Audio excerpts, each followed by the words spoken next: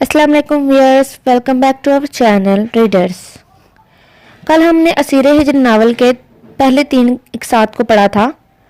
अब हम अगले 3 इक़सात को पढ़ेंगे और अगर आपको ये पसंद आ रही हैं तो चैनल को लाइक और सब्सक्राइब ज़रूर कीजिएगा ताकि मुझे मोटिवेशन मिलती रहे, ताकि मैं आगे भी आप लोगों के लिए वीडियोस बनाती रहूं। और अगर आप लोगों की कोई डिमांड है तो वो भी आप मुझे कमेंट बॉक्स में बता सकते हैं। तो चलिए नावल को स्टार्ट करते हैं। उबैद पहले तो अशरफ की मौजूदगी से गड़बड़ाया था, मगर अब पूरी तरह ढीठ बन गया। इससे क्या पूछ रहे हैं? मुझसे पूछें कि ये कौन है। इसका नाम रिहाना है। रिहाना मेरी बीवी है, निकाह किया है मैंने इससे।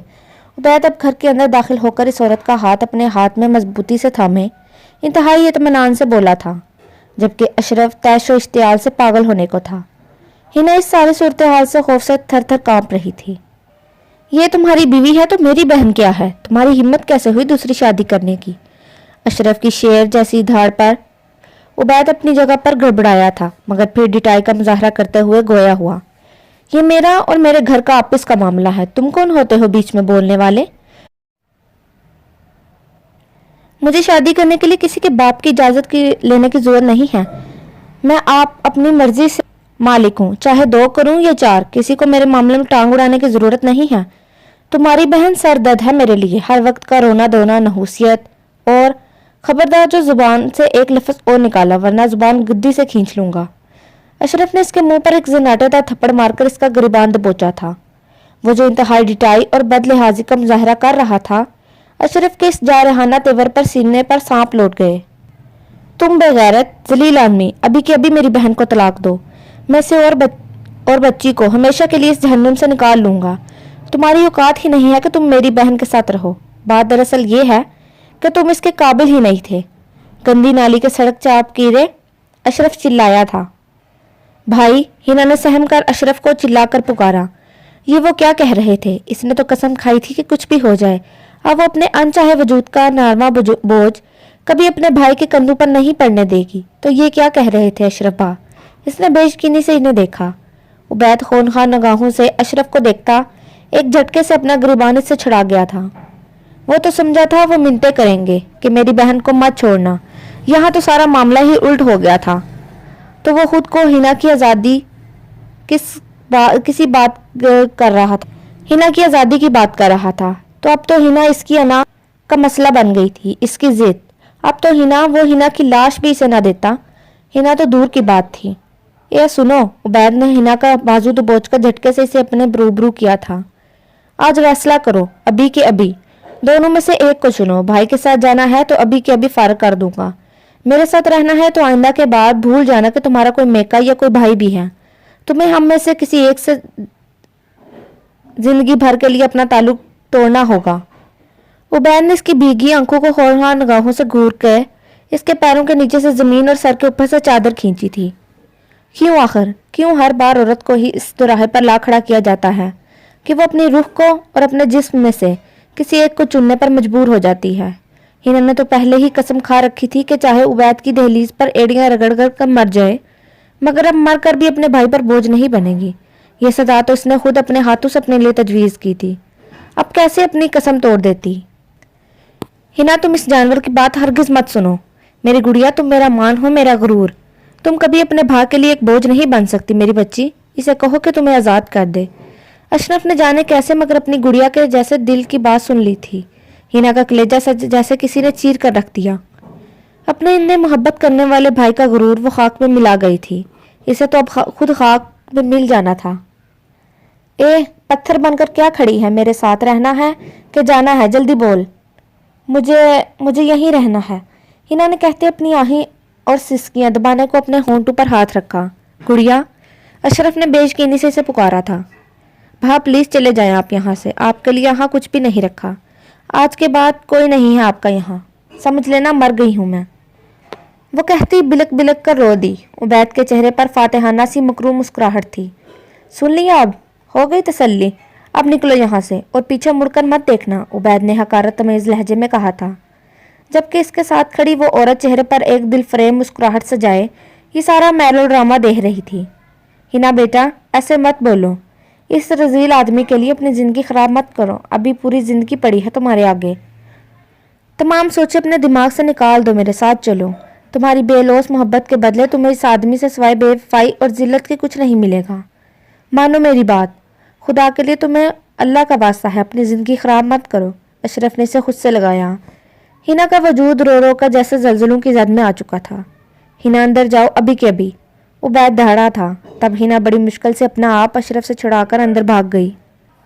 अशरफ ने जख्मी निगाहों से इससे अंदर जाता देखा था। कलेजा जैसे सामने मकरू चेहरे पर शैतानी मुस्कुराहट सजाए खड़े इस जानवर ने अपने पैरों तले कुचल दिया था। आखिर कितनी बार हारोगे मुझसे साले साहब? थके नहीं मुझसे हार कर? एक मर्तबा पहले तुमने इस रिश्ते से इनकार करके इसे मेरे लिए ना का मसला बना दिया था। आज फिर तुमने ही यही किया। मैं तो इससे खुद जान छुड़ाना चाहता था, मगर तुमने खुद से तलाक की बात करके आज फिर इसे मेरी जिद बना दिया। अब तो इस घर से इसकी लाश ही निकलेगी। मैं तुम्हें जान से मार डालूंगा उबैद। अशरफ ने इसकी जानिब लपका और इसके मुंह पर 3-4 मुक्के जड़ दिए कि इसके होंठों से खून रिसने लगा। ए, सोच समझ कर मेरे शोहर पर हाथ उठाओ कि इस दर्द का बदला हम सोच समेत तुम्हारी बहन से ना वसूल करने बैठ जाएं।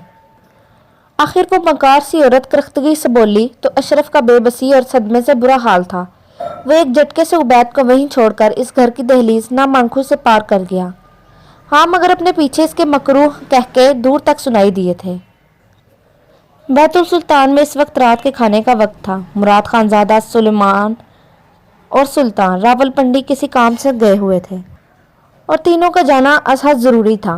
इनके पीछे बैतुल सलात वालों को सख्ती से आर्डर थे कि वो घर से बाहर नहीं निकलेंगे। दुआ जहरा प्रिया के साथ वापस चली गई थी। बैतुल सुल्तान में चारों तरफ गार्ड पहरा दे रहे थे कि कोई चिड़िया भी पर नहीं मार सकती थी। मुराद खानजादा के खासुल खास आदमी मुठन और समंदर खान इस वक्त हवेली के मर्दान खाने में मौजूद थे। नायाब गुल की तबीयत कुछ ख़राब थी तो वो अपने कमरे में वीरा और ओजगल के साथ मसरूफ़ थी। साइमा और आयमा इसका पता करने इसके कमरे में चली आई थी। रजिया, गुल बीबी के लिए इनके कमरे में ही खाना ले आओ और बच्चियों के फीडर भी बना लाओ। साइमा ने गुल की तबीयत के पेश नज़र मुलाजमा को कहा कि सब ने खाना खा लिया था, नायाब गुल के अलावा। अब इसी के लिए खाना मंगवाया जा रहा था। अच्छा बीबी जी, रजिया किचन में चली गई। इस वक्त दूसरे तमाम मुलाजमीन अपने क्वार्टर में थे और जिन्होंने गाँव अपने घर जाना था वापस चले गए थे। सिर्फ रजिया ही किचन में मौजूद थी। इसने इधर उधर देखा और खाने में और बच्चियों के फीडर में वो पाउडर मिला दिया जिसको मिलाने का इसको हुक्म दिया गया था। ये काम सारे अंजाम देकर इसने फौरन यहाँ से फरार होना चाहा और नायाब गुल ने टेबल पर खाना ना खाकर इसका काम मजीद आसान कर दिया था कि खाने की टेबल पर यह जहर सिर्फ इसकी प्लेट तक पहुंचाना काफ़ी मुश्किल काम था। अब वह इत्मीनान से खाना और इस पाउडर को बच्चियों के फीडर में मिला सकती थी। नायाब के कमरे में दाखिल हुई थी वो खाना लेकर। बीबी जी खाना। रजिया ने अपनी शातिर निगाहों से इधर उधर देखा। टेबल पर रख दो और जाओ तुम भी, साइमा ने से कहा तो इसने सर हिलाया और वहां से फौरन खिसक गई। नायाब खाना खा लो। आप ही, मुझे बिल्कुल भूख नहीं है प्लीज़, नायाब ने मिन्नत भरे लहजे में कहा था। आयमा ने दोनों फीडर उठाए और कार्ट की जानिब आए।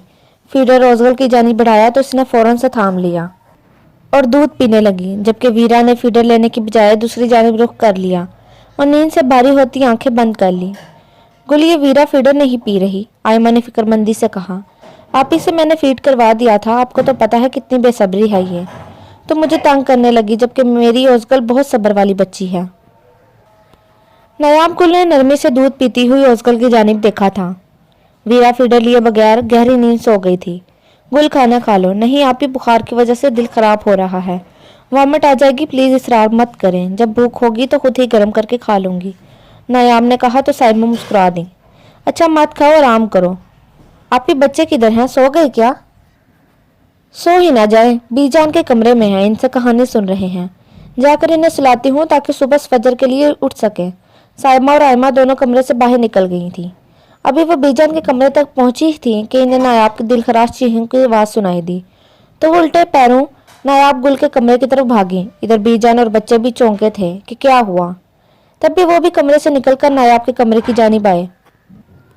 आपी, नायाब गुल फूट फूट कर रोती चला रही थी। जब आयमा और साइमा इसके कमरे में दाखिल हुई तो इनके भी दिल हलक तक आ गए।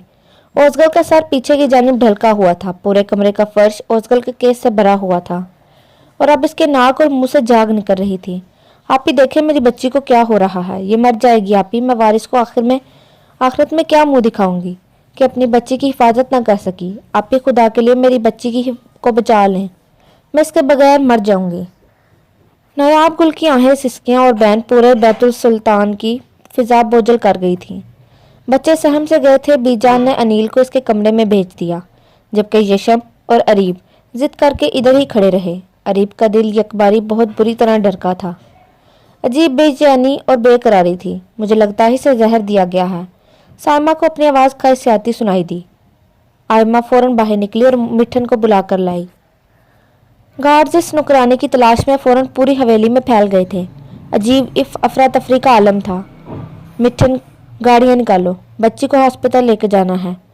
آئمہ نے نایاب کی آہو بکا کو نظر انداز کرتے مٹھن کو کہا تھا. مگر بہو بیگم. مٹھن کوئی اگر مگر نہیں, باہر اگر خطرہ ہے تو کیا بچی کو حویلی میں ہی تڑپ تڑپ کر مرنے دیں؟ گارڈز ہمارے ساتھ ہوں گے. اللہ تعالیٰ نے چاہا تو کچھ نہیں ہوگا, آئمہ نے سختی سے کہا تو مٹھن باہر کی جانب بھاگا. آئمہ نے نایاب گل کی گود سے اوزگل کو کمبل میں لپیٹ کر تھام لیا, جب یہ اٹک کٹک کر سانسیں لے رہی تھی.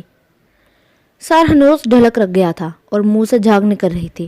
نایاب گل نے فوراً چادر لی. آئمہ, میں بھی تم لوگوں کے ساتھ جاؤں گی. نہیں آپی, بچے سہم گئے ہیں, آپ ان کے پاس رکھیں. پیچھے سے ویرا نہ اٹھ جائے, کون سنبھالے گا اسے؟ غفران بھی اٹھ کر وہ مال مچا دے گی. میں اور نایاب گل جائیں گے. کوارٹر سے ملازموں کو بلا کر نایاب کا کمرہ صاف کروائیں, انشاءاللہ کچھ نہیں ہوگا. آئمہ نے جلدی سے خود پر بھی چادر اوڑھی. تب اریب آ کر ماں کے دامن سے لپٹ گیا. مورے, میں بھی آپ کے ساتھ چلوں گا. نہیں اریب, ایسا ہرگز نہیں ہو سکتا, مجھے اکیلے ہی جانا ہوگا. تم ہرگز ساتھ نہیں آ سکتے, آئمہ نے سنجیدگی سے کہتے اس کا منہ چوما. مگر جانے کیا ہوا, وہ رونے لگا اور بری طرح رونے لگا. مورے, آج میں آپ کی ہرگز نہیں مانوں گا. مجھے آپ کے ساتھ جانا ہے, مجھے کچھ نہیں معلوم. پلیز. اریب نے آج پہلی مرتبہ اتنے برے طریقے سے ضد کی کہ آئمہ کی آنکھوں میں بھی آنسو آ گئے. اچھا چلو, رو مت, وہ کہتے باہر نکل گئیں. مٹھن نے گاڑیاں تیار کروا لی. 3 گارڈز کی گاڑیاں ان کے ساتھ تھیں. نایاب, آئمہ اور اریب ایک گاڑی میں بیٹھے. آئمہ نے دھڑکتے دل سے انہیں الوداع کہا. گاڑیاں دھول اڑاتی بیت السلطان سے باہر نکل گئیں. مراد خانزادہ حویلی واپس لوٹ رہے تھے. جب شاہ روڈ سے آتے 2 بھاری درخت سڑک پر گرے ہوئے ان کا رستہ روک گئے تھے. رات کا وقت تھا. مراد خانزادہ کو کسی انہونے کے ہونے کے احساس نے بے قرار کر دیا. وہ ہاں سے ایک سرائے لوٹ گئے. مجھے لگتا ہے یہ دشمن کی کوئی سازش ہے سلطان, میرا دل بہت بری طرح گھبرا رہا ہے. مراد خانزادہ بے چین سے ہوئے تھے, اور پھر تمام دھڑکے اور وسوسے سچ ثابت ہو گئے جب مٹھن اور پھر آئمہ کے فون کال نے ان کے سینوں پر بجلی گرا دی تھی. سلطان, میں کہہ رہا ہوں فوراً راستہ بناؤ. اگر بچوں کو کچھ ہو گیا تو میں کسی کو نہیں چھوڑوں گا. مراد خانزادہ کی دھاڑ پہاڑوں میں گونجی تھی. سلطان نے فوراً فون گھمایا اور مراد خانزادہ کی ایک فون کال پر لہد سلطان پور کی پولیس حرکت میں آئی تھی. مگر وہ خود بے بسی کی انتہا پر تھے کہ رستے صاف ہونے سے پہلے کچھ نہیں کر سکتے تھے, کچھ بھی نہیں.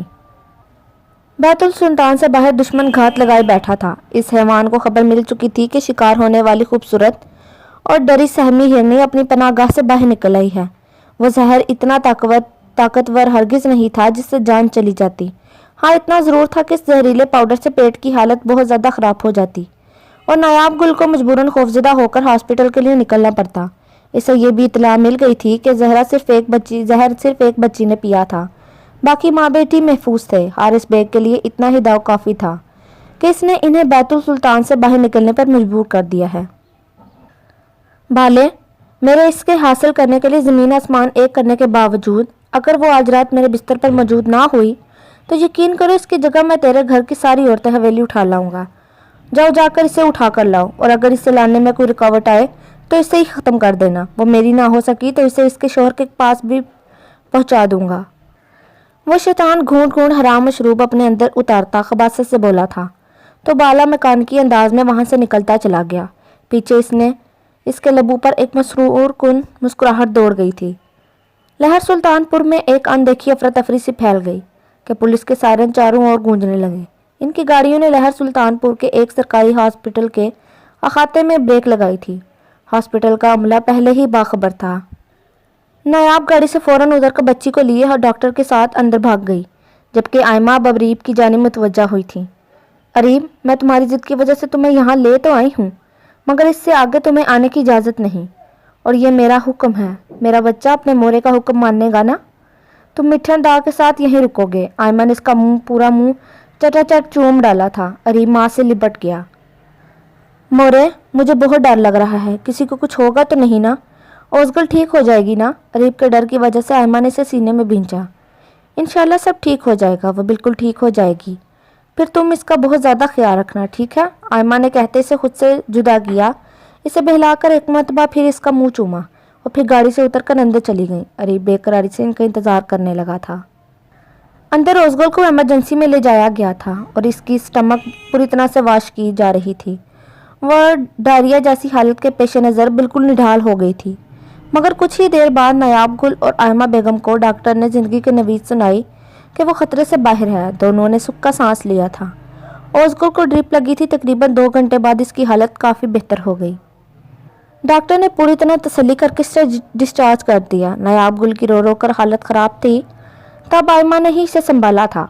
अब वो दोनों गहरी नींद सोई हुई निडाल से ओज़गल को लिए हॉस्पिटल से बाहर निकली थी।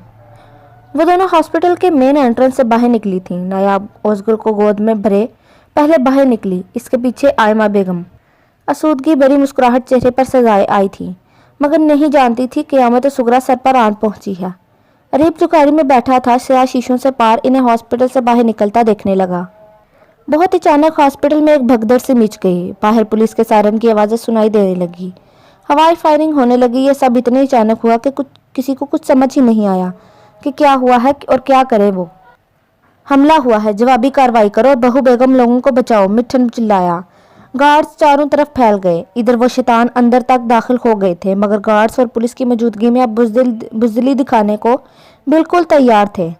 इसे उठा नहीं सकते, सिक्योरिटी ज़्यादा है, भून डालो इसे, बाले ने अपने आदमियों को कहा था। गाड़ी के दाईं तरफ पौधों के पीछे से उन्होंने सामने हॉक बनी खड़ी नायाब गुल पर फायर किया। आयमा, जो अब इसके बिल्कुल हमकदम थी, इस दरिंदे को देख चुकी थी जिसने नायाब गुल की जानिब गन कर फायर खोला था।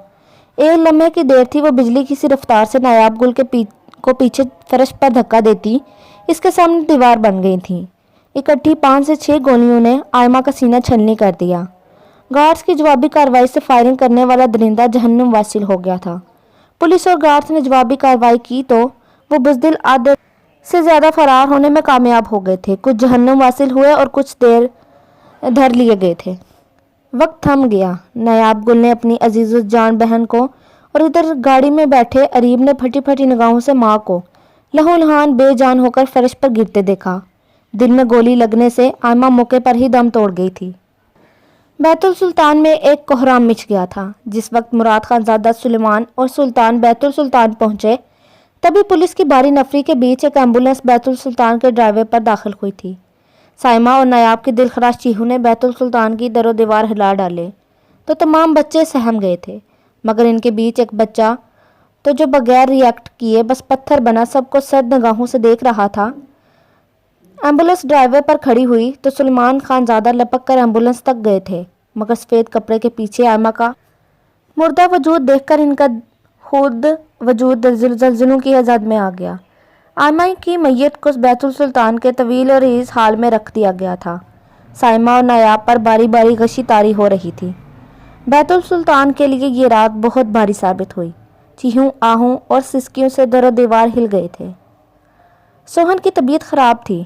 हिना ने अभी भी इसे दवा देकर सुलाया था। अब वो छोटी सी चल्हानी पर बैठी तेज़ी से अपने हाथ चला रही थी। इसे इस हैवान के घर लौटने से पहले अपने कमरे में बंद होना था, क्योंकि आज वो बदकिस्मती से घर में अकेली थी। इसके बाद अशरफ कमाल को नाराज़ होकर गए 10 से 15 दिन हो गए थे। वो जैसे बेहिस होकर पत्थर सी बन गई थी। अब इसे इन दोनों को कुछ कहने से फ़र्क ही नहीं पड़ता था। रीना इससे घर का सारा काम नुकरानियों की तरह करवाती थी। तब भी पेट नहीं भरता तो पूरी कोशिश करती कि उबैद इस पर हाथ उठाए, मगर इतने दिनों में ये बहस बचत ही रही थी कि उबैद ने रीना को लाख कहने के बावजूद इस पर हाथ नहीं उठाया था। वो इस पर हाथ उठाने से गुरेज करता था। रीना सारा दिन घर से गायब रहती, मगर उबैद के घर वापस लौटने से पहले वापस लौट आती।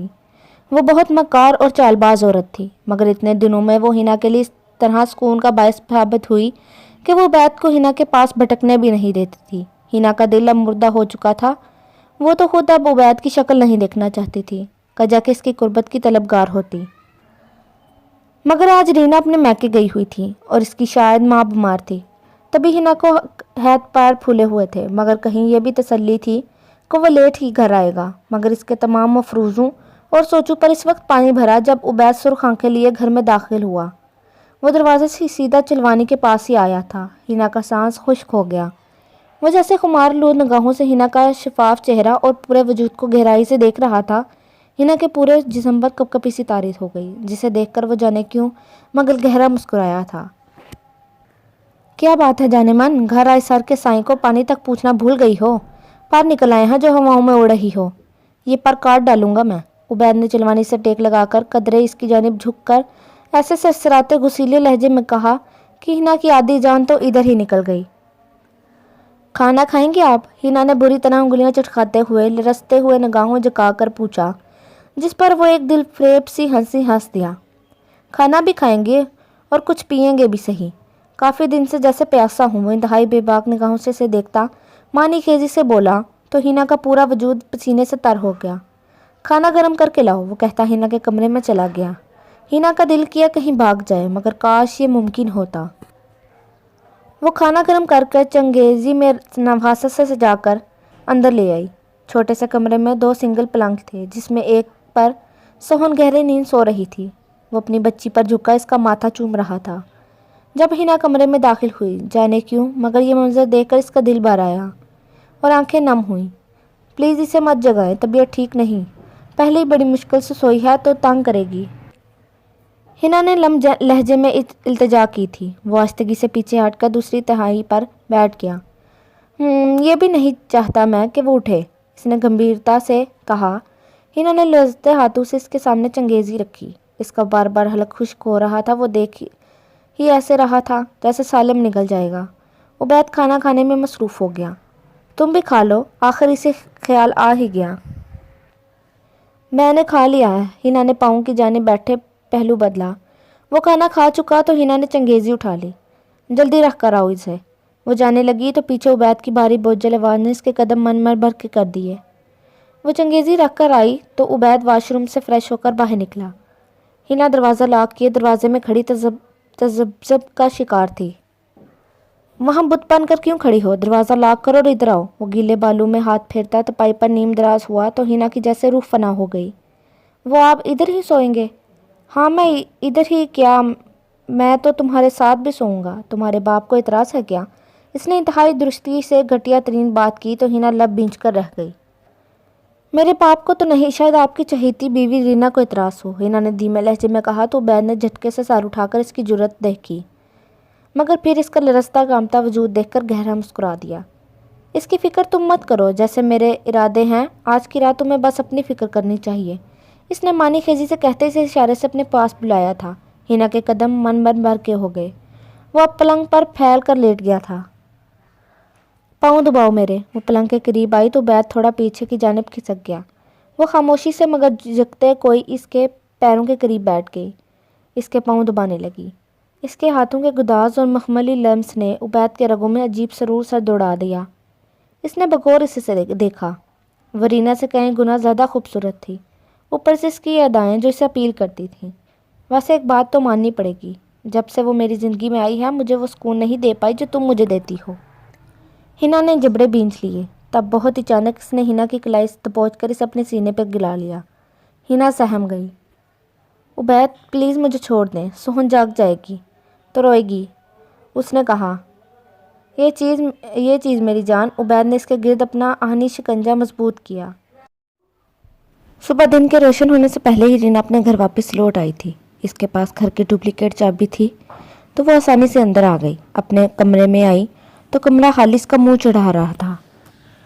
वो कुछ समझकर दंदनाती हुई वाले कमरे के दरवाजे तक गई और कमरे का दरवाज़ा धड़धड़ाया। उबैद जो अंदर सो रहा था हड़बड़ा कर उठ बैठा। हिना जो फजर पढ़कर अपने लिए रो रो कर आफियत की दुआ मांगकर बमुश्किल सोई थी, वो भी सहम कर उठ बैठी। उबैद अंदर हो, मैं कहती हूँ दरवाज़ा खोलो, बाहर निकलो। वो बाहर से चिल्लाई तो उबैद ने जल्दी से दरवाज़ा खोला। रीना ने दरवाज़ा खोलने से इसे देखा जो सिर्फ ट्राउज़र में इसके सामने खड़ा था। ایک خونخوار نگاہ ہنا پر ڈالی جس کی گردن اور گالوں پر بڑے نشانات اسے ساری کہانی کھول کر بیان کر گئے تھے۔ عبید، تمہاری ہمت کیسے ہوئی اس کے پاس آنے کی؟ میں تمہیں ہر سکھ دے تو رہی ہوں، تو اس کے پاس آنے کی تمہاری جرت بھی کیسے ہوئی؟ وہ حلق کے بل چلائی تھی۔ یہ اس کی ہار ہی تو تھی کہ وہ ایک رات کی نگاہوں سے اوجل کیا ہوئی کہ عبید رات بھر پہلے کی زلفوں کے تلے سایہ سوتا رہا تھا۔ رینا، میں تو اپنے کمرے میں ہی تھا، اسی نے وہاں آ کر کہا کہ بچی بیمار ہے۔ میں بچی کو دیکھنے آیا تو مجھے اپنی ادائیں دکھانے لگی، مجھے اتنا لبھایا کہ میں نے سوچا میرے نکاح میں ہے تو میں بہک گیا۔ عبید نے شرمندہ ہوتے ناٹک کی انتہا کر دی تھی تو ہنا نے صدمے سے پھٹی پھٹی نگاہوں سے اس بغیر شرک کو دیکھا تھا، جبکہ وہ جو مشہور زمانہ مکار عورت تھی، ہنا کے تاثرات دیکھ کر اور عبید کی مکاری دیکھ کر اچھی طرح سے سانپ نما شخص کا پینترا سمجھ گئی تھی، مگر پھر بھی اپنے دل میں لگی آگ کی بھڑاس نکالنے کو وہ آگے بڑھی اور ایک زناٹے دار تھپڑ ہنا کے منہ پر رسید کر دیا کہ ہنا کا جبڑا تک ہل کر رہ گیا۔ سوہن اٹھ کر چلا چلا کر رونے لگی تھی۔ ہنا بھی اسے گود میں بھرے ہوئے پھر سے اپنی بدقسمتی اور ناقدری پر جیسے خون کے آنسو رونے لگی، مگر ہنا آگے بڑھ کر عبید کے پاس آ کر رکی تھی۔ وہ یوں مان گیا جیسے کچھ دیکھ اور سن ہی نہ رہا ہو۔ عبید، میں نے اپنی زندگی میں کبھی کسی سے اتنی نفرت نہیں کی جتنی تم سے کرتی ہوں۔ میں ہنا کمال آج تمہیں بددعا دیتی ہوں کہ اللہ کرے تم بھی یوں ہی تڑپو، رو، ایڑیاں رگڑو، مگر تمہیں کہیں سکون نہ ملے۔ تمہارے وجود کا ہر ایک حصہ یوں تڑپے جیسے مچھلی پانی کے بغیر تڑپتی ہے، مگر تمہیں نہ کہیں جائے پناہ ملے نہ ہی فرار، تمہارا کہیں کوئی سکون بھرا ٹھکانہ نہ ہو، قبر میں بھی نہیں۔ ہنا نے بے تحاشا روتے اپنے ہونٹ سے رشتے خون کو صاف کرتے اپنے دل سے اسے بددعا دی تھی۔ اے کیا بھونک رہی ہے رافا؟ رینا دانت پیس کر اس کی جانب بڑھی تھی۔ چھوڑو، جانے دے، پکڑے جانے پر پاگل ہو گئی ہے یہ۔ عبید پل بھر کو جس کے رونٹے کھڑے ہوئے تھے رینا کا بازو دبوچا۔ رینا سوہن کے بھونپوں پر دونوں ماں بیٹی کو کوستی عبید کا ہاتھ تھام کر بے نیازی سے کندھے اچکاتی اس کمرے کا دروازہ پار کر گئی تھی۔ وہ پچھلے گارڈن میں یوں ہی سرد و سپاٹ چہرہ لیے بیٹھا کسی غیر منی نکتے کو گھور رہا تھا۔ آج اس کی ماں کو گئے تقریباً 2 ماہ ہو چکے تھے، مگر حویلی والوں کے لیے ہزار ایڑیاں لگنے، پیر پٹکنے، ساتھ توڑ کوششوں کے باوجود اس کی آنکھ سے ایک آنسو نہ بہا تھا۔ نہ وہ کسی سے بولتا تھا نہ بات کرتا تھا۔ یشم کی ہزار کوششوں پہ وہ بس اپنے منہ سے کسی کی بات کا ہوں ہاں میں جواب دے دیتا تھا، نہیں تو چپ ہی رہتا۔ غم و غصے، صدمے، دکھوں کا ایک بھڑکتا لاوا تھا جو اندر ہی اندر ابال رہا تھا۔ یہ ناسور تھا جو اس کے سینے میں بھڑکتا جا رہا تھا، جو اسے اندر ہی اندر کھوکھلا کر رہا تھا، اس کی تشخیص کو مس کر رہا تھا۔ وہ اب بھی یوں ہی ساکت و جامت اپنی جگہ پر بیٹھا ہوا تھا جب ایک میڈ اسی لان میں ویرا اور روزگار کو لے کر آ گئی، ان کے کیری لان میں رکھی اور اب ان کا خیال رکھ رہی تھی۔ یہ منظر دیکھ 2 نگاہوں میں شرارے سے پوٹنے لگے۔ اریب سلمان خانزادہ نے انتہائی نفرت، تیش و اشتعال سے ایک کیری کی جانب دیکھا تھا۔ ملازمہ کو کسی نے آواز دی، اریب بابا میں ابھی آتی ہوں، آپ بچیوں کا دھیان رکھیں گے؟ ملازمہ نے کہا تو 2 براؤن آنکھوں میں ایک پرسرار عجیب معمولی سی چمک لہرائی۔ اس نے اس بات میں سر ہلا دیا۔ ملازمہ اندر چلی گئی۔ وہ اٹھ کر قدم قدم چلتا ایک کیری کی جانب بڑھا۔ اوزگل نے سامنے کھڑے وجود کو دیکھا اور پھر بازو پھیلا کر ہمک ہمک کر اسے خود کو اٹھانے کے لیے بولا۔ اریب کی آنکھوں کے سامنے ایک منظر لہرایا۔ یہ نیلی آنکھوں والی گڑیا اپنی ماں کی آغوش میں بالکل محفوظ ایک طرف گری پڑی تھی، مگر اس کی آنکھوں کے سامنے سے دنیا میں سب سے زیادہ پیارا وجود گولیوں سے چھلنی لہو لہان زمین پر گرا۔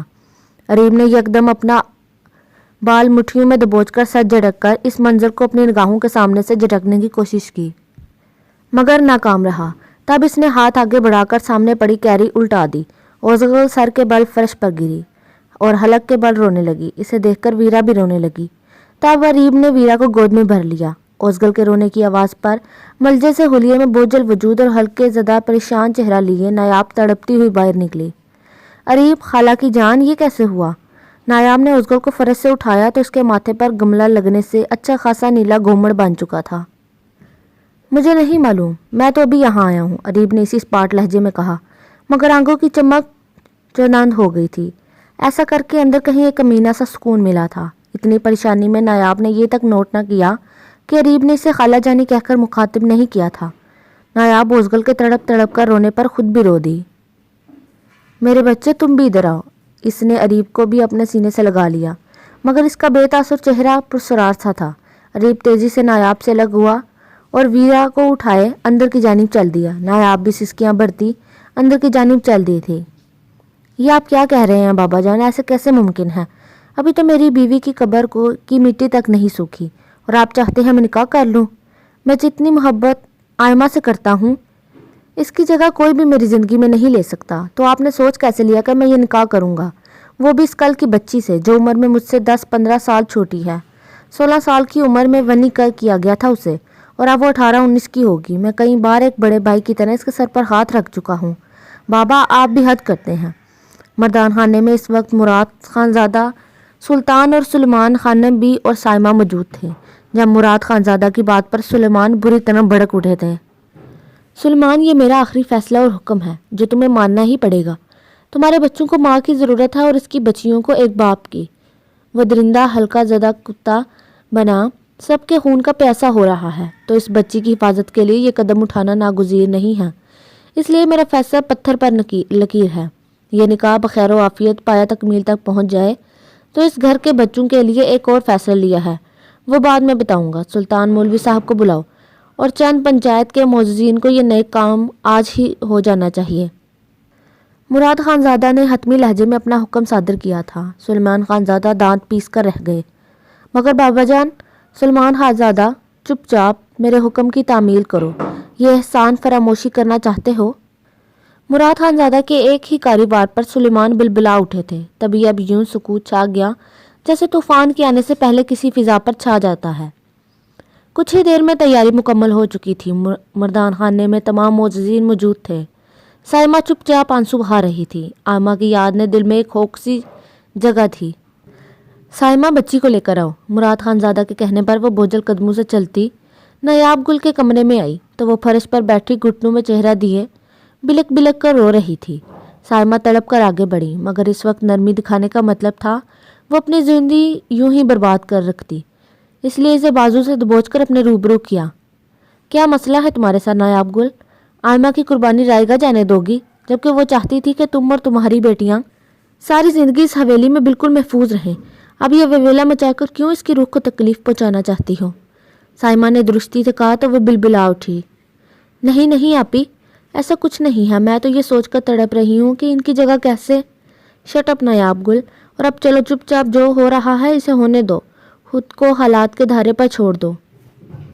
ये सोचकर कि यही तुम्हारी किस्मत है, आयमा की जगह कोई नहीं ले सकता, मगर तुम्हारी वजह से इसके बच्चे मस्कीन हो गए। तो तुम्हारा फ़र्ज़ नहीं कि इसके बच्चों पर अपनी जान तक निछावर करते इनको कभी माँ की कमी महसूस ना होने दो। सामा की बात पर वो अब रोना बंद कर चुकी थी, मगर वजूद अभी भी हिचकियों की जद में था। साइमा ने इसे खामोश देखकर इस पर चादर डाली और इसे थामकर मर्दान खाने में लाई। कुछ ही देर में नायाब गुल वारिस बेग से नायाब गुल सुलेमान खानज़ादा बन गई। सुलेमान खानज़ादा अपनी जगह पर साकित और जामिद बैठे जबड़े बिंचे बुरी तरह अपने लब काट रहे थे। एक पहलू में गठरी बिना वजूद लर्ज रहा था। वो मज़ीद तैशो इश्तियार से पागल हुए। मोअज़्ज़िन और मौलवी साहब को दावत के बाद मुराद खानज़ादा ने रुखसत कर दिया था, तो साइमा ने नायाब का घूंघट पलट दिया। सुलेमान की गोद में उज़गल और नायाब की गोद में वीरा थी। इतने में ही यशम, अरीब और अनील मर्दान खाने में दाखिल हुए थे। अरीब अपने बाप के पहलू में दुल्हन का दुपट्टा सर पर ओढ़े बैठी इस हस्ती को और अपने बाप की गोद में गहरी नींद सो रहे इस वजूद को देखकर अपनी जगह पर पत्थर हो गया था। सुर्ख आंखों में जैसे लावा फूटने को बेताब था। इसने कहर बरसाती निगाह फिर से अपने बाप की गोद और उनके पहलू पर डाली थी। अरीब, तुम्हें आखिर हो क्या रहा है? मामा को बुलाऊं? प्लीज़ कुछ तो बोलो, क्यों मुझे परेशान कर रहे हो? वो दोनों मर्दान खाने में दाखिल हुए थे। साइमा बेगम ने इन्हें जब समझाया कि अब अरीब अनील की मम्मा नायाब गुल हो गई हैं और इनकी खाला जानी ही छोटे पापा की दुल्हन बनेगी, तो यशम ने कोई रिएक्ट नहीं किया था, मगर अरीब ये सुनकर ज़रूर गम गुस्सा हुआ था। वो लोग मर्दान खाने के एंट्रेंस के बड़े मेहराब के पास खड़े थे। सुलेमान खानज़ादा के पहलू में खाला जानी सुर्ख दुपट्टे में दुल्हन बनी सर झुकाए बैठी थी। यशम अरीब के साथ आगे जाना चाहता था, मगर अरीब इधर से ही पीछे पलट गया, तो यशम को भी इसके पीछे आना पड़ा। वो अपने कमरे में आकर अपने सर के बाल मुट्ठियों में जकड़ता अपने बेड पर ऊंधे मुंह गिरा था। यशम परेशान सा इसके ऊपर झुका। अरीब, मैं मम्मा को बुलाने जा रहा हूँ। कोई ज़रूरत नहीं किसी को बुलाने की, सब मर गए हैं मेरे लिए। وہ پیچھے مڑ کر دھاڑا تھا۔ یشم ٹھٹک کر رکا اور اس کی درگوں حالت ملاحظہ کی۔ اس کی لال انگارہ آنکھوں میں شعلے سے بھڑک رہے تھے، ماتھے کی رگیں پھولی ہوئی تھیں، آنکھیں اس قدر سرخ ہونے کے باوجود صحرا کی مانند خشک تھیں۔ وہ جو آنسو اس کے اندر گر رہے تھے وہ اندر ہی اندر اس کے وجود کو بھڑکتا لاوا بنا رہے تھے۔ اریم، خدا کے لیے مجھے بی جان کو بلانے دو، تم کیوں خود سب کو غلط سمجھ رہے ہو؟ جو ہوا وہ نہیں ہونا چاہیے تھا، اریم نے سپاٹ لہجے میں کہتے اس کی بات بیچ میں ہی اچک لی۔ وہ سب ہوتا بھی نہیں اگر وہ ہمارے گھر نہ آتی۔ وہ بے تاثر چہرہ لیے ایک جانب گھورتے ہوئے سرد لہجے میں بولا۔ اریم، کیا بولے جا رہے ہو؟ میں کسی کو… یش، تم اپنے روم میں جاؤ، سر میں درد ہے، مجھے نیند آ رہی ہے، آرام کرنا ہے۔ وہ یوں نارمل لہجے میں بولا جیسے اب سے پہلے کچھ ہوا ہی نہیں تھا۔ وہ بیڈ پر لیٹ کر اپنی آنکھوں پر بازو رکھ چکا تھا۔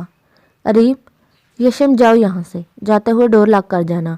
اس کی سرد آواز پر یشم بوجھل قدموں سے کمرے سے باہر نکل آیا۔ دروازہ لاک ہونے کی آواز پر وہ جھٹکے سے اٹھ کر بیٹھا تھا۔ دل چاہ رہا تھا بیت السلطان کا ذرا ذرا تہس نہس کر دے، مگر نہیں، اسے یہ غصہ ایک بھڑکتا لاوا بنا کر اپنے سینے میں محفوظ رکھنا تھا۔ یہ غم و غصہ اگر بھڑاس بن کر نکال دیتا تو جو آگے جا کر سب کی زندگیوں میں طوفان اٹھانے والا تھا وہ کیسے کرے گا؟ تبھی واپس جھٹکے سے بیڈ پر لیٹ کر آنکھوں پر بازو رکھ لیا۔ نایاب گل دھیمے سے بچیوں کو لے کر اس کے کمرے میں داخل ہوئی تو ٹانگیں بے جان ہو کر کانپنے لگی تھی۔ وہ دروازے کے بیچوں بیچ ٹھٹک کر رک گئی۔ اس کے پیچھے سائمہ جو ملازمین کے ساتھ بچیوں کا سامان لے کر آ رہی تھی، اسے دروازے پر ہی جمع دیکھ کر اس کے قریب آئیں۔ بے بسی اور لاچاری کے احساس نے نایاب کو جیسے بے جان کر دیا تھا۔ آپ ہی خدا کے لیے آپ لوگ مجھ پر رحم کریں، اتنی جلدی یہ سب کرنے کی کیا ضرورت ہے؟ بڑی خانم بیگم کے حکم پر خود کو آئمہ اور سلمان خانزادہ کے کمرے میں موجود پا کر وہ بے بسی سے لب بھیج گئی۔ بہت ضروری ہے، ضروری نہ ہوتا تو خانم بھی کبھی یہ حکم نہ دیتی۔ بچوں کو یہ تاثر دینا ضروری ہے کہ اب تم آئمہ کی جگہ ان کی ماں ہو۔ نایاب گل، آخر یہ سب قبول کیوں نہیں کر لیتی تم؟ قبول کر لو گی تو آسان رہو گی، نہیں تو خواہ مخواہ خود پر بھی ظلم کرو گی اور اپنی آنکھوں کو بھی ہلکان کرتی رہو گی۔ سائمہ نے اسے بری طرح جھٹکا تو وہ سر جھکا گئی۔ سائمہ نے ہی دانت کچکچا کر اسے بازو سے تھام کر بیڈ پر بٹھایا تھا۔ پیچھے مڑ کر ملازمہ کو گھورا جو کھڑی دلچسپی سے یہ سب دیکھ رہی تھی۔ وہ گڑبڑا کر آگے بڑھی اور نایاب اور بچیوں کا سامان کمرے میں ڈریسنگ اور الماریوں میں سیٹ کرنے لگی۔ وہ اپنا کام سر انجام دے کر جا چکی تھی۔ نایاب، بچیوں کو کارٹ میں سلا دو۔ کمرے کے کونے میں دونوں بچیوں کا کارٹ بھی شفٹ کر دیا گیا تھا۔ نایاب نے گہری نیند سوئی بچیوں کو کارٹ میں لٹا دیا، خود اضطراب کے عالم میں بیڈ پر بیٹھ کر اپنی انگلیاں چٹکانے لگی تھی۔ ریلیکس رہو، اتنی پریشان کیوں ہو؟ سلمان تمہاری سوچ سے بھی زیادہ اچھا ہے، بس اپنی ابھی تازہ غم ہے تو ڈسٹرب ہے، کچھ وقت گزرے گا تو اس سے زیادہ مہربان کسی کو نہیں پاؤ گی تم۔ سائمہ نے کمرے سے جاتے وقت اس کے کندھے پر ہاتھ رکھ کر اسے تسلی دیتے ہوئے کہا تھا۔ وہ پھیکی سی ہنسی ہنستے سر اس بات میں سر ہلا گئی، مگر اندر ہی اندر کہیں خوف سا دل میں بیٹھ گیا تھا۔ سائمہ سے اکیلے کمرے میں چھوڑ کر باہر نکل گئی تھی، جبکہ ادھر بیڈ پر جیسے کانٹے اگ گئے تھے۔ وہ اضطرابی کیفیت میں اپنے ہاتھوں کی انگلیاں چٹکانے لگی۔ سائمہ سختی سے حکم دے کر گئی تھی کہ اس نے بیڈ پر سے نیچے نہیں اترنا، نہیں تو وہ اسے کبھی معاف نہیں کرے گی۔ تب بھی وہ بیڈ پر موجود تھی۔ بے خوابی، کمزوری، لایعنی خیالوں کے بھرمار نے اسے ادھموا کر دیا تھا۔ گہری سوچ میں ڈوبے اسے پتہ ہی نہیں چلا کہ کب دروازہ کھل کر بند ہوا اور کب وہ دھیمے قدموں سے چلتا کمرے کے اندر داخل ہوا تھا۔ اسے یوں بیڈ پر دیکھ کر سلمان جبڑے بینچ کر رہ گیا۔ جن اذیتوں سے راہ فرار اختیار کرنے کے لیے وہ اب تک حویلی کے پچھلے حصے سے نکل کر ڈیرے پر چلا گیا تھا، اب رات کے دوسرے پہر واپس لوٹتے ہی وہ تمام اذیتیں سینہ تان کر اس کے سامنے کھڑی تھیں۔ نایاب انہیں اتنے غصے میں لال انگارہ آنکھیں لیے اپنے سامنے دیکھ کر بے تحاشا گھبراتی بڑے مکانکی انداز میں بیڈ سے نیچے اتر کر کھڑی ہو گئی تھی۔ نایاب، آپ ابھی یہاں سے اس کمرے میں کیا کر رہی ہیں؟ ہمت کیسے ہوئی یہاں آنے کی؟ وہ دھیمی آواز میں مگر اپنے لہجے میں قدرے چٹانوں جیسی سختی لیے دھاڑا تھا تو نایاب گل تھر تھر کانپتی خوف کے مارے سختی سے آنکھیں بھیج گئی۔ سلیمان اس کے خود سے اس قدر خوف کھانے کے باعث مزید تیش سے پاگل ہو گیا تھا۔ وہ کیا سمجھ رہی تھی اسے کہ وہ کیا کرنے والا ہے اس کے ساتھ؟ وہ خانم بھی نے کہا۔ وہ خوفزدہ ہوتی بس اتنا ہی بول پائی، گیٹ لاسٹ نایاب گل، جا یہاں۔ سلیمان کے الفاظ نے اپنے منہ میں ہی دم توڑا تھا جب وہ تیرا کر زمین پر گرنے لگی اور سلیمان نے گھبرا کر اس کی جانب لپکتے اسے کمر سے تھام کر اسے گرنے سے بچایا تھا۔ اس کا سر ایک جانب ڈھلک گیا تھا، سادہ سے پیلے سے سوٹ میں کمزور سا وجود، دوپٹہ جو سختی سے خود سے لپیٹا ہوا تھا وہ بھی اب ڈھلک کا زمین بوس ہو چکا تھا۔ شٹ! سلیمان نے دانت پیسے اور اس نازک گڑیا سے وجود کو بازو میں بھر کر اب خود ہی بیڈ پر نرمی سے لٹایا۔ نایاب گل، نایاب! سلیمان نے اس کا مرجھایا ہوا چہرہ تھپتھپایا، اس کی پلس چیک کی تو وہ بالکل نارمل تھی، مطلب یہ بے ہوشی، یہ بے تحاشا خوف، بے خوابی، سٹریس اور کمزوری کا نتیجہ تھی۔ سائمہ آپی، آئمہ آپی، مجھے اکیلا مت چھوڑے، ڈر لگتا، وہ غنودگی میں بڑبڑانے لگی۔ سلیمان کو صحیح معنوں میں اب اس پر ترس آیا تھا، وہ سب کچھ بھول کر اب اس پر بیتے والے ظلم کا سوچنے لگا۔ اتنی سی عمر میں اس نے کیا کیا نہیں برداشت کیا تھا۔ سلیمان نے اس پر کمفرٹر درست کیا اور اب اس کے پاس ہی بیٹھ کراؤن سے ٹیک لگا کر آنکھیں موند کر بیٹھ گیا۔ کبھی سائمہ اور کبھی آئمہ کو پکار رہی تھی۔ سلیمان نے اس پر ترہم بنی نگاہ ڈالی، نگاہ اس کے ہلکے زرد آنکھوں پر گہرا سایہ کیا گھنی پلکوں سے الجھ گئی۔ وہ دل میں اسی سے مخاطب ہوئے تھے۔ میں تم سے محبت کبھی نہیں کر سکتا نایاب، اپنے حصے کی تمام محبت آئمہ کو دے چکا ہوں، ہاں مگر اب تم پر کبھی سختی نہیں کروں گا کہ اس سب میں تمہارے سرے سے کوئی قصور ہی نہیں ہے، تم تو خود زمانے کی ستائی ہوئی ہو، اسی لیے سلیمان ہرزادہ کو اب تم سے ہمدردی ہے۔ سلیمان نے ایک نظر اس کے کمزور وجود پر ڈالی اور سر جھٹک کر کروٹ بدل کر سونے کی کوشش کرنے لگے۔ وہ اپنے خاص بندے بالے کو روئی کی طرح دھنک رہا تھا۔ حارث بیگ آدھے سر کچلے سانپ کی طرح پھرکار رہا تھا۔ لاؤنج کی دہلیز پر کھڑی ایک عورت بے بسی کی مورت بنے اپنے شیطان سے شوہر کو کسی نامحرم دوسری عورت کے لیے سانپ کی طرح لوٹتے دیکھ رہی تھی۔ میں کہتا ہوں اس کو ختم کیوں نہیں کیا، اور آج اس کے نکاح کی خبر مجھے سنا رہے ہو۔ یہ اس دل بھر کی چھوکری نے دوسری مرتبہ حارث بیگ کو شکست دی ہے۔ اسے تو میرے پہلو کی زیرت بننا تھا، مگر وہ میرے ہاتھ سے پھر سے نکل گئی۔ میں کسی کو نہیں چھوڑوں گا، وہ بھنکارا۔ وہ اپنے منہ سے مغلزات کا طوفان بک رہا تھا۔ بلا مشکل اپنی جان بچا کر بھاگا۔ وہ عورت شکستہ قدموں سے چلتی اس بے وفا بدذات آدمی کے قریب آئی۔ اس کی ٹانگوں سے ایک ڈرا سہما 6 سال کا بچہ لپٹا ہوا تھا، جو خوفزدہ نگاہوں سے اپنے باپ کو دیکھ رہا تھا۔ سعدیہ نے اس آدمی کی جانب نفرت سے دیکھا کہ ان چند دنوں میں ہی اسے اس کی اوقات اور حیثیت کھل کر معلوم ہو چکی تھی۔ کوئی شخص اتنا گھٹیا کیسے ہو سکتا تھا کہ اپنے ہی رشتوں کی تقدس کو پامال کرتے ہوئے اپنی ہی بھائی کی عزت کے بارے میں اتنا گھٹیا سوچے۔ اگر اس لڑکی کے لیے اتنا ہی تڑپ رہے ہیں تو پھر یہ بھی بتا دیں کہ بیگ صاحب کہ آپ کی زندگی میں میری کیا حیثیت ہے، کیا اوقات ہے۔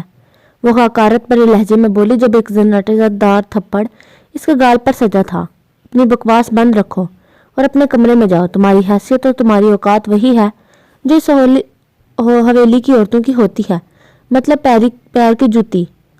اب خوش، اب دفع ہو جاؤ یہاں سے۔ مجھے ابھی کی ابھی طلاق دو حارث بیگ، میں تم جیسے غلیظ آدمی کے ساتھ ایک سیکنڈ بھی نہیں رہنا چاہتی۔ لے آنا کوئی گاؤں کی کونٹے سے بندے رہنے والی سیدھی سادی گائے، میں تم جیسے بزدل اور شیطان صفت آدمی کے ساتھ ایک لمحہ بھی اس چھت کے نیچے نہیں رہنا چاہتی۔ وہ چلائی تھی۔ وہ تو پہلے ہی شکست کھا کر جلتے توے پر بیٹھا تھا، اب سامنے کھڑی اس عورت کے منہ سے ایسے الفاظ سن کر آگ بگولا ہو گیا۔ مطلب کہ ایک اور عورت سے شکست کبھی نہیں۔ اس کی انا پر کافی کاری ضرب لگی تھی، تبھی وہ بلبلا اٹھا۔ سکینہ، سکینہ، وہ حلق کے بل چلایا۔ ایک نوکرانی لرزتی کانپتی وہاں آئی تھی۔ جی سرکار۔ چھوٹے سرکار کو ان کے کمرے میں لے جاؤ اور اچھے سے کھانا کھلا کر سلا دینا۔ مما، وہ بچہ سہم گیا اور ماں کے آنچل سے جیسے میں گھس گیا۔ مجھے کہیں نہیں جانا مما، مجھے آپ کے پاس رہنا ہے۔ ایک چیخو پکار تھی جو لاؤنج میں مچ گئی تھی۔ وہ نوکرانی چھوٹے سے معصوم بچے کو اپنی جانب کھینچ رہی تھی، جبکہ وہ حیوان سعدیہ کو اپنی جانب کھینچ رہا تھا۔ پھر جلد ہی وہ نوکرانی بلکتے ہوئے بچے کو یوں ہی اس کے کمرے میں لے گئی اور حارث نے سعدیہ کو اپنے کمرے میں لا کر اسے زور سے بیڈ پر پھینکا کہ اس کا سر بیڈ کراؤن سے ٹکرا کر زخمی ہو گیا تھا۔ سعدیہ کی آنکھوں کے سامنے تارے ناچنے لگے، مگر وہ پھر بھی ہمت کر کے جھٹکے سے اٹھی تھی۔ سامنے کھڑا وہ شخص اب اس کی استہزائیہ نگاہوں سے دیکھنے لگا۔ تمہاری ہمت کیسے ہوئی مجھ سے یہ سلوک کرنے کی؟ میرے بھائیوں کو جانتے تو ہوگے تم حارث بیگ، میں تمہارا جینا حرام کر دوں گی۔ مجھ سے ایسا سلوک کر کے تم کیا سمجھتے ہو؟ تم نے مجھے ڈرا دیا؟ نہیں، یہ محض غلط فہمی ہے تمہاری، میں نہیں ڈرتی تم سے۔ وہ بیڈ پر ہی بیٹھے اسے حقارت سے دیکھ کر چلائی تھی۔ ڈرو گی جب میں اس کا بھی سارا غم و غصہ تم پر اتاروں گا، تمہارے اس خوبصورت وجود کو تختہ مشق بنا کر اسے ادھیڑوں گا، تو بھی کچھ دیر میں مجھ سے اتنا خوف کھاؤ گے کہ تمہاری چیخیں पूरी हवेली की दरो दीवार से टकराएंगी। वो ससराते लहजे में बोला तो वाकई सादिया के चेहरे पर हवाइयाँ उड़ने लगी, मगर इसने अपने खौफ पर काबू पाना चाहा। तुम मेरे साथ ऐसा कुछ नहीं करो, वो कहते बाहर की जानिब भागी, मगर बीच रास्ते में ही नींद ने इसको झपट कर दबोच लिया था। आज रीना इसे जानबूझकर अपने मैके ले आई थी। जिस दिन से उबैद हिना के कमरे से बरामद हुआ था वो कांटों पर लौट रही थी। एक वही रात नहीं, उबैद कई मरतबा हिना के कमरे में जाने की कोशिश करता था और इससे इसकी ये हरकतें बुरी तरह आग बगोला करती। अपनी की शिकस्त महसूस होती थी। वो हर चीज़ समेत हिना को इस हसद की आग में जलाकर भस्म कर देना चाहती थी। इसी दिन से इसने ठान लिया था कि हिना को अपने रास्ते से हटा देगी। वो साजिश तरतीब दे रही थी कि क्या किया जाए। आखिर अपने एक आशना के साथ मिलकर इसने एक घिनौना साजिश रचा ली। रीना के चेहरे पर उबैद से एक जोरदार थप्पड़ पड़ा था। मैं पूछता हूँ तुम्हारी हिम्मत कैसे हुई हिना के बारे में ऐसे बकवास करने की? वो कितनी पाकीज़ा और पाक दामन है मैं जानता हूँ। तुम्हारी बकवास पर बिल्कुल यकीन नहीं करूँगा, उबैद ने गुर्रा कर कहा था। मत करो, मैंने भी अपनी आंखों से देखा है। वो तुम्हारे सामने मासूमियत का ढोंग रचाती है, जबकि मेरे हजार मना करने के बावजूद वो मेरी आंखों के सामने हर दूसरे दिन तुम्हारी इज्जत का जनाजा निकालती है।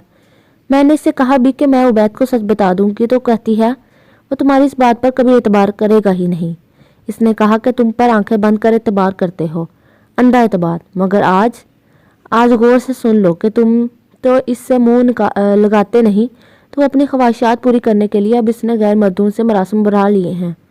मुंह बंद करो अपना। तुम इल्ज़ाम लगा रही हो इस पर, अपने पास से बकवास कर रही हो, जैसे मैं तुम्हें या इसे जानता नहीं। उबैद दहाड़ा और इसकी गर्दन अपने हाथों से दबोचने की कोशिश की।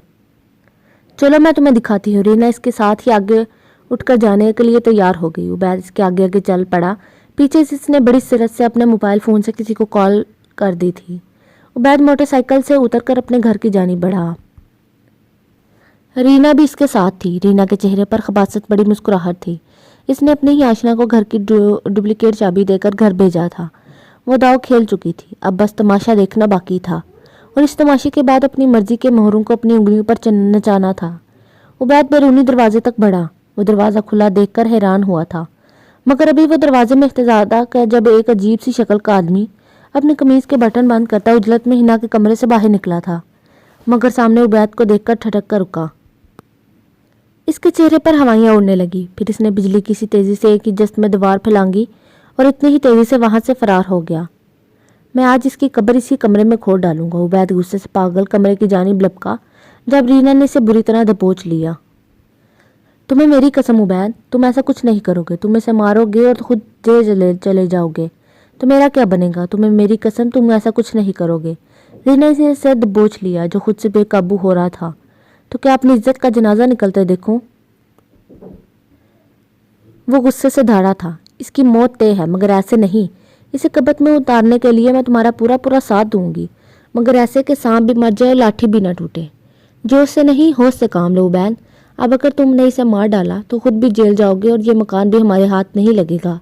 ये मकान इसके भाई ले उड़ेगा, कभी भी कुछ भी हासिल नहीं होगा। मैं तुम्हें बताऊंगी इसे कैसे रास्ते से हटाना है। किसी के बाप को शक नहीं होगा तुम पर। अब चलो मेरे साथ। वो इसे घसीट कर वहाँ से ले गई। पीछे उबैद ने एक खूनगा निगाह हिना के कमरे के दरवाजे पर डाली थी और वहाँ से निकलता चला गया। ज़रा सी जहमत करके कमरे का दरवाज़ा खोल लेता तो इसे पता चल जाता कि हिना तो इस वक्त कमरे में मौजूद ही नहीं थी, बल्कि वो तो घर पर ही मौजूद नहीं थी। वो तो पड़ोसन के साथ सोहन को लेकर सरकारी हॉस्पिटल गई थी कि इसकी तबीयत ख़राब थी। दुआ जहरा तैश में दंदनाते जनान खाने में दाखिल हुई थी, जहाँ सब इस वक्त शाम की चाय पी रहे थे। आप लोगों की हिम्मत कैसे हुई आयमा की जगह इस लड़की को देने की? दुआ जहरा ने खान नबी की जानिब देखते हुए कहा था। अरीब और यशम जो एकेडमी जाने के लिए अपने कमरों से बाहर निकले थे, पुप्पो को इतने जहाना तेवर लिए, ये सब कहते सुनकर ठटक कर रुके। तमीज़ का मुजाहरा करो दुआ, भाभी है भी है तुम्हारी। और इस निकाह से अब जब किसी को कोई इतराज़ नहीं, हत्ता कि सुलेमान को भी नहीं, तो मैं पूछती हूँ आखिर तुम्हें क्या मसला है? खान नबी ने नायाब का धुआं चेहरा देखकर दुरुस्तगी से बेटी को झटका, जो इस बेइज्जती पर बिल खाकर रह गई थी। इस समय दुआ जहरा ने एक बात ज़रूर नोट की थी। अरीब का चेहरे के जामिद तासुरात, मतलब इसके दिमाग में एक ख़ास बात ज़रूर डाली जा सकती थी। मुझे तो अब लगने लगा खान नबी कि ये इसी इरादे से बैतुल सुल्तान आई थी, और वो देखें तो सही कितनी आसानी से अपने इरादों में कामयाब भी हो गई। اس نے زہر خوندہ لہجے میں حقارت سے کہا تھا۔ اریب ایک جھٹکے سے وہاں سے نکلا تھا۔ یشم اس کے پیچھے لپکا۔ کیا بکواس کر رہی ہو دعا زہرا، زبان کو لگام دو، یہ سب نصیب کے کھیل تھے۔ آج میں اتنی ہی عمر لکھوا کر آئی تھی۔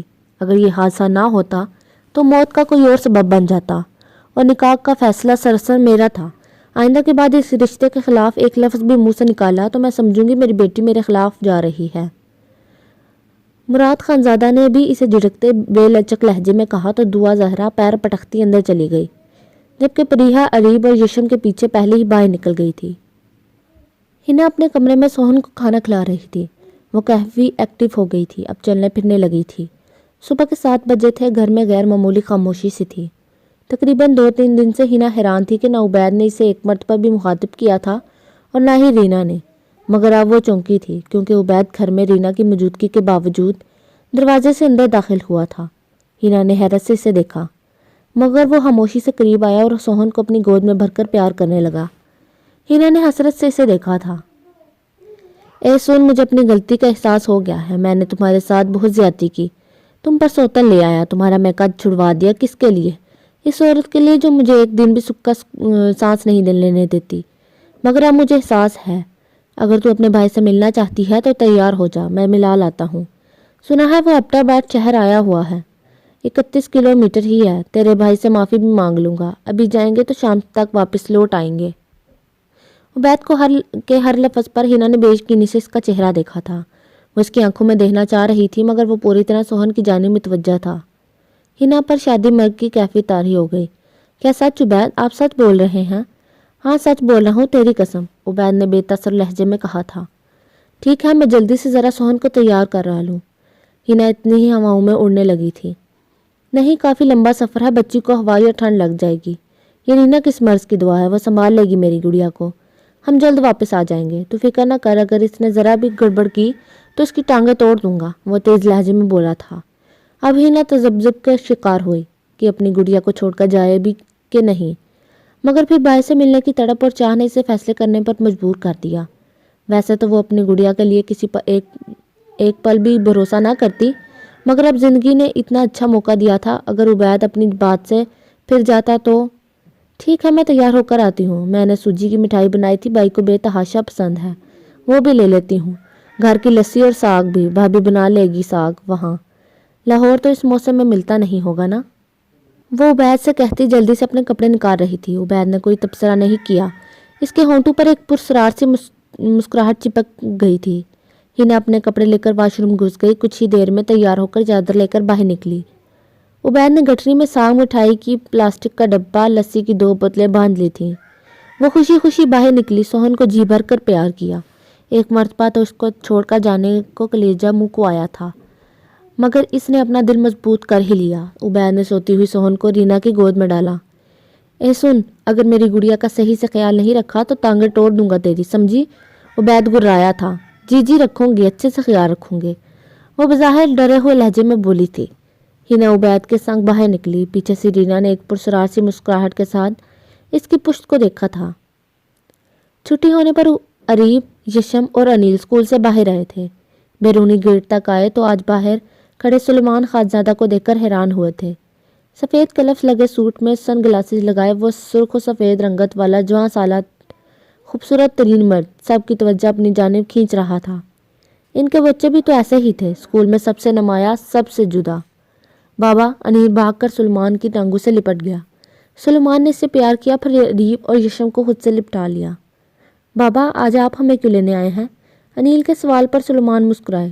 اب انہیں کیا بتاتے کہ دل عزیز بیوی کے بعد اب وہ اپنے بچوں کو کھروچ تک نہیں آنے دینا چاہتے تھے، جبکہ دشمن زخمی باولے کتے کی طرح ان کی بو سونگھتا پھر رہا تھا۔ میرا دل کر رہا تھا اپنے بچوں کو دیکھنے کو، تو آج میں خود لینے آ گیا۔ وہ ریب کے گرد بازو لپیٹ کر ان دونوں کو گاڑی تک لائے تھے۔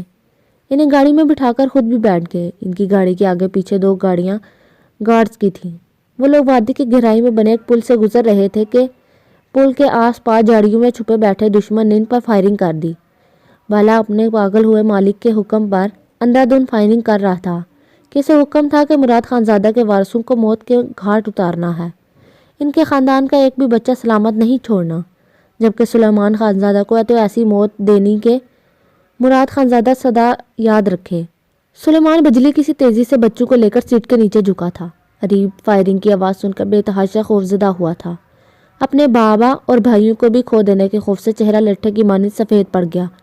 अनिल और यशम जो इसके दाएं बाएं बैठे थे, इन्हें सख्ती से खुद में भींच लिया। गार्ड्स ने जवाबी कार्रवाई की। सुलेमान खानजादा के गार्ड्स में इस वक्त शार्प शूटर भी शामिल थे, जिन्होंने सबसे पहले बाले का निशाना लिया था और इसी का सीना गोलियों से छलनी कर दिया। बाले को और 3 आदमी को मरता देख बाकी के आदमी बुजुर्गों की तरह भाग गए थे। इधर सुलेमान खानजादा की जानिब किसी को जानी नुकसान नहीं हुआ था।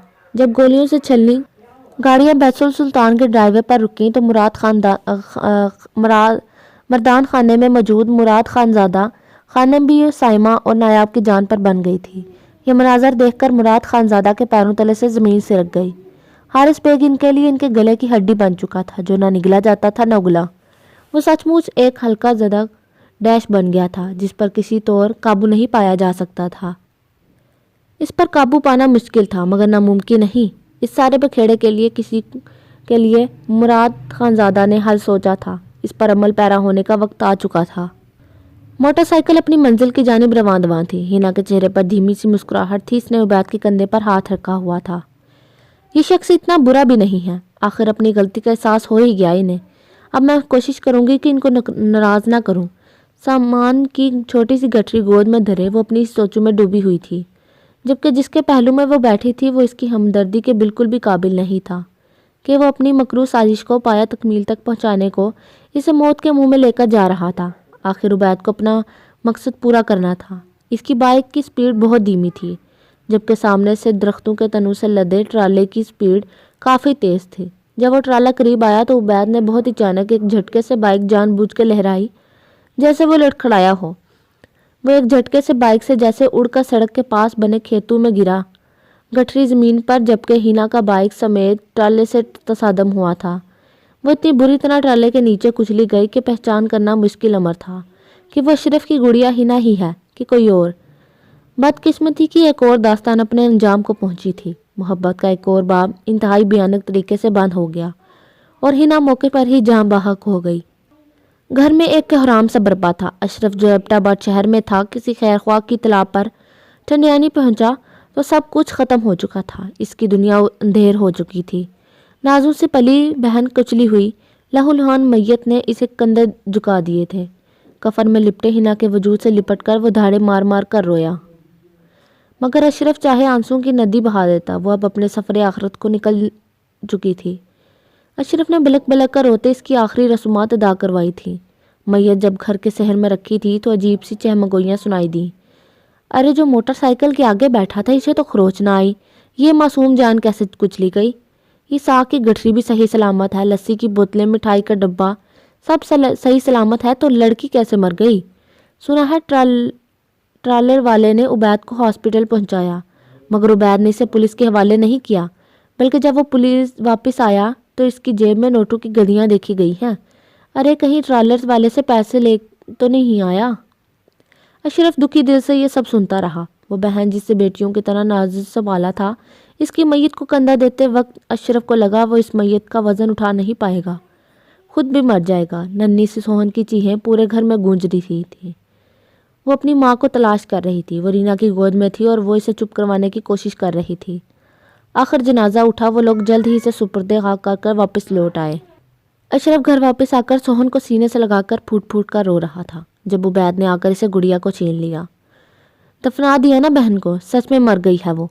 शुक्र करो मैंने कंधा देने की इजाज़त दे दी। अब जाओ, तुम्हारे इस घर से या मेरी बच्ची से कोई लेना देना नहीं है, समझे। उबैद ने वक्त का फ़िरौन बनते हकारत तमीज़ लहजे में कहा था। उबैद खुदा का वास्ता है तुम्हें, अल्लाह रसूल का वास्ता, तुम्हें तो अल्लाह ताला और औलाद दे देगा, मगर मुझे मेरी बहन की आखिरी निशानी दे दो, इसे मेरी झोली में डाल दो। अशरफ ने इससे जैसे भीख मांगी थी। हरगिज़ नहीं। अरे हम क्यों अपनी बच्ची तुम्हारे हवाले करें। अगर एक माँ मर गई है इसकी तो दूसरी तो बाकी है। जाओ यहाँ से, हम बच्ची नहीं देंगे तुम्हें, रीना तलमिला कर बोली थी। जब से मालूम हुआ था कि मकान इस दिल भर की लड़की के नाम है, वो तब से कांटू पर लौट रही थी। इस पर मुतजाद वो 18 से पहले इसे किसी को मुंतकिल भी नहीं कर सकती थी, जबकि जहाँ इनका मकान था वो जगह सोने में तोले जाने के काबिल थी, इसलिए ज़्यादा लाड जताए जा रहे थे। اشرف نے روتی ہوئی سوہن کو عبید سے زبردستی لے کر پھر سے اپنے سینے میں بھینچا۔ عبید میری بات سنو، اس سے پہلے میں دھکے دے کر تمہیں باہر نکالوں، نکلو یہاں سے۔ عبید نے بچی کو چھین کر رینا کو دیا تھا، وہ اسے لے کر اندر چلی گئی۔ عبید نے دھکے دے کر اشرف کمال کو گھر سے باہر نکال دیا۔ اشرف کمال پر یہ رات بہت بھاری تھی۔ پوری رات وہ گھر کے بیرونی دیوار سے ٹیک لگائے بیٹھ کر اپنی بہن کے لیے روتا رہا۔ اندر جنازے کا گھر نہیں تھا، جیسے شادی کے گھر کا ماحول لگتا تھا۔ عبید کے گھر والے، رینا کے گھر والے موجود تھے۔ وقتاً فوقتاً اشرف کو جب اندر سے ہنسی ٹٹول کی آواز آتی تو اس کے رونے میں مزید اضافہ ہو جاتا۔ اسے سوہن کے رونے کی آواز بھی بار بار آ رہی تھی۔ حزن و ملال سے کلیجہ پھٹ رہا تھا۔ یہ انسان وقت کے فرعون بننے اپنا انجام جانے کیسے بھول جاتے ہیں؟ کیا یہ یاد نہیں رہتا کہ یہ مکافاتی عمل انسان کو یوں پیچھا کرتا ہے جیسے موت زندگی کا پیچھا کرتی ہے؟ جب مکافاتی عمل کا دور شروع ہوتا ہے تو وقت اپنے آپ کو دہراتا ہے اور بہت اچھے طریقے سے دہراتا ہے۔ ویرا، اوزگل اور غفران اس وقت ایک میڈ کے ساتھ بیت السلطان کے طویل و عریض لان میں کھیل رہی تھیں۔ غفران ایک انتہائی خود سر اور ضدی بچی تھی۔ اس پر متضاد اس سے دوسرے بچوں کو مارنے کی بہت بری عادت تھی۔ اب بھی میڈ نے بڑی مشکل سے اس کے اعتناب سے ویرا اور اوزگل کو بچایا ہوا تھا۔ کچھ غفران سلطان خانزادہ جو ویرا اور اوزگل سے جانے کیوں مگر ایک الگ سی قسم کی چڑ تھی تبھی ان کی سمت آئی رہتی تھی۔ وہ لوگ کھیل رہے تھے کہ تبھی ادھر اریب نکل آیا۔ اس نے ان تینوں کو کھیلتے دیکھا۔ خانہ، مجھے کچن سے فریش جوس لا دیں۔ اریب بابا، بچوں کا خیال رکھنا آپ۔ غفران بیبی، بچیوں کو کوئی نقصان نہ پہنچا دے۔ وہ اسے تنبیہ کرتی اریب کے لیے جوس لینے اندر چلی گئی۔ اریب آگے بڑھا اور لوکاٹ کے درخت سے ایک سوکھی ہوئی ڈنڈی نما لکڑی توڑ کر غفران کے ہاتھ میں تھما دی۔ ویرا کو گود میں اٹھایا اور اطمینان سے دوسری جانب چلا گیا۔ اپنے پیچھے دل خراش چیخو پکار نے اسے ایک عجیب سے سکون پہنچایا تھا۔ وہ پرسرار سا مسکرا دیا۔ ارے یہ کیا اوزگل، کیا ہوا؟ نایاب اور میڈ ہراساں سی اندر سے باہر بھاگی تھیں۔ اگلا منظر دیکھ کر نایاب دھک سے رہ گئی۔ اوزگل کے ماتھے سے خون بہہ رہا تھا۔ غفران، جس نے اس کے سر میں ڈنڈا مارا تھا، خون دیکھ کر وہ بھی رونے لگی تھی۔ بیگم صاحب، میں نے اریب بابا کو کہا تھا انہیں اکیلا نہ چھوڑے، مگر مجھے لگتا ہے وہ ویرا بیبی کو لے کر یہاں سے چلی گئے۔ میڈ نے گھبرا کر کہتے جوس کا گلاس ٹیبل پر رکھا تھا۔ اسے کیا معلوم کہ ایسا ہوگا؟ وہ بچہ ہے، آپ کو دکھان دینا چاہیے تھا۔ اور یہ غفران کے ہاتھ میں ڈنڈا کہاں سے آیا؟ نایاب نے غصے سے کہتے اوزگل کے ماتھے پر اپنا دوپٹہ رکھا تھا۔ غفران کو اٹھائیں اور اندر لے جائیں، نایاب نے کہا اور دونوں بچوں کو اٹھا کر اندر چلی گئیں۔ وہ پودوں کے پیچھے سے نکل کر اطمینان سے سامنے آیا تھا۔ ویرا بیبی، چلو اندر چلتے ہیں، جا کر دوبارہ اس میمی گل کی واٹ لگاتے ہیں، مزہ آئے گا، ہے نا؟ کہتے اس بچے کے چہرے پر ایک پرسراسیت سی مسکراہٹ تھی۔ 3 دفعہ قاتلانہ حملہ ہو چکا ہے، گھر کے بچوں کی جان خطرے میں ہے۔ یہ تو معلوم ہے اس سب کے پیچھے اس حیوان حارث بیگ کا ہاتھ ہے، مگر جو حملہ کرتے ہیں وہ لوگ کون ہیں، کہاں سے آتے ہیں، کدھر جاتے ہیں، کچھ معلوم نہیں چلتا، کوئی سراغ ہاتھ نہیں آتا۔ اس لیے میں نے فیصلہ کیا ہے کہ بیت السلطان کے تمام بچوں کو امریکہ جانا ہوگا۔ یہ وقت کی ضرورت ہے اور ہماری مجبوری۔ میں بزدل نہیں، مگر کبھی کبھی مصلحت کے تحت اپنے قدم پیچھے لے لینے چاہیے۔ یہ شمس سلطان خانزادہ کو کن چیزوں میں دلچسپی ہے وہ تو سب کو معلوم ہی ہے، تو میرا یہ فیصلہ ہے کہ نایاب سلیمان سائمہ بچوں کو لے کر امریکہ چلے جائیں گے۔ سلطان میرے پاس رہے گا مگر بچوں سے ملنے کے چکر میں لگاتا رہے گا۔ بچے جب تک مضبوط ترین نہیں بن جاتے تب تک بیت السلطان واپس نہیں لوٹیں گے۔ اس کے علاوہ جب کبھی بچوں کے ملنے آنے کا دل چاہے تو بھی وہ یہاں بیت السلطان نہیں آئیں گے، بلکہ ایبٹ آباد والے ہمارے فارم ہاؤس میں چلے جایا کریں گے۔ لیکن بابا جان، یہ تو بزدلی۔ کوئی لیکن ویکن نہیں سلیمان، کہا ہے نا یہ بزدل نہیں بلکہ مصلحت کے تحت اٹھایا گیا قدم ہے۔ تم اتنے مضبوط ہو کہ دشمن کا سامنا کر سکتے ہو، مگر میرا ایک سوال ہے، کیا تمہارے بچے بھی اتنے مضبوط ہیں کہ وہ دشمن کا سامنا کر سکیں؟ بچوں کا پورا مستقبل داؤ پر لگا ہے، وہ یہاں کھل کر جی نہیں سکتے، کھیل نہیں سکتے، پڑھائی کتنی متاثر ہو رہی ہے۔ یہاں کسی کو کانوں کان خبر نہیں ہونے دینی چاہیے کہ بچے کون سے ملک گئے ہیں۔ وہ اس جاہل میں اتنا دم خم نہیں کہ وہ پتہ لگا سکے۔ یہ فیصلہ میں نے بہت دکھی دل سے محض بچوں کے مضبوط مستقبل کے لیے کیا ہے۔ مراد خانزادہ نے ایک ہی سوال میں سلیمان کی بولتی بند کروا دی تھی، اور پھر ان کے نہ چاہتے ہوئے ابھی ان سب کو امریکہ جانا پڑا۔ جب دعا زہرا اور پریحا کو معلوم ہوا کہ وہ لوگ امریکہ چلے گئے ہیں تب پریحا بھی رو رو کر بیمار ہو گئی۔ دعا زہرا تو پہلے ہی پشاور سے بیزار تھیں تو وہ بھی اپنے میاں کے ساتھ امریکہ ہی شفٹ ہو گئیں۔